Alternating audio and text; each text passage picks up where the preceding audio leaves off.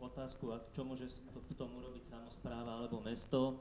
Tak ako pri každom stavebnom konaní, tak aj pri územnom konaní, popri vyjadrovačkách rôznych štátnych orgánov a správcov sieti sa vyjadruje aj mesto. Mesto sa vyjadruje formou záväzného stanoviska, ktoré bolo vydané na túto stavbu v roku 2004, čiže tohoto roku. Musí sa vyjadrovať mesto. Ak si túto kompetenciu neprevezme zastupiteľstvo, musí to urobiť zo zákona primátor. Je to tak napísané v zákone. My sme si túto kompetenciu nezobrali, čo je aj pochopiteľné, lebo nad každým rodinným domom, aby sedelo zastupiteľstvo, nie je asi správne. To je jedna vec. Čiže mesto sa voči tomu môže týmto spôsobom ohradiť. Čiže v roku 2004 bolo vydané záväzné stanovisko. Nie som si celkom istý, či minulé zastupiteľstvo v 98. toto schvaľovalo ako záväzné stanovisko. Čiže hádzať to na minulé zastupiteľstvo tiež nie je asi celkom korektné.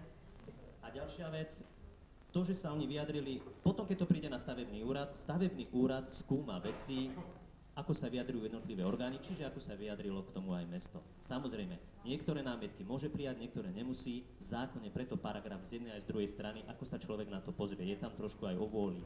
Jedno územné rozhodnutie bolo napadnuté a už bolo na krajskom stavebnom úrade, sa vrátilo, prebehlo to znovu a zase všetky námietky boli zamietnuté. Môže to byť v súlade so zákonom, ale tá formulka všetko je v súlade so zákonom je tak strašne chladná, že lebo sa môžeme približiť k jednej alebo k druhej strane. Čiže mesto svojimi stanoviskami a svojim úsilím môže ovplyvniť túto vec.